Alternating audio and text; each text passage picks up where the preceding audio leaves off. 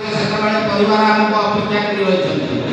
ତେଣୁ ଆମେ ସୁରକ୍ଷିତ ଭାବେ ରାସ୍ତାରେ ଯାଇ ସୁରକ୍ଷିତ ଘରକୁ ଫେରିବା ନିହାତି ଦରକାର।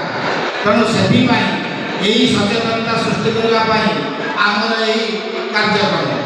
ବର୍ତ୍ତମାନ ପରବର୍ତ୍ତୀ କାର୍ଯ୍ୟକ୍ରମ ପାଇଁ ମୁଁ ଅନୁରୋଧ କରିବି ରଙ୍ଗିଲା ଡ୍ୟାନ୍ସ ଇଣ୍ଟରନ୍ୟାସନାଲ ଗ୍ରୁପ ଡ୍ୟାନ୍ସ ଗ୍ରୁପକୁ ଏବଂ ମୋ ପାଖରେ ଅଛନ୍ତି ବିଶିଷ୍ଟ ଚଳଚ୍ଚିତ୍ର ନିର୍ଦ୍ଦେଶକ ଦିଲ୍ଲୀପ କୁମାର ସ୍ୱାଇଁ, ସେ ମହୋଦୟକୁ ଆମର ଏହି କାର୍ଯ୍ୟକ୍ରମ ଶେଷ ପୂର୍ବରୁ କିଛି କହିବା ପାଇଁ ଅନୁରୋଧ କରୁଛି। ଆପଣମାନେ ଜାଣିଥିବେ ହେଲମେଟ୍ କ'ଣ ବି ପିନ୍ଧା ହୁଏ।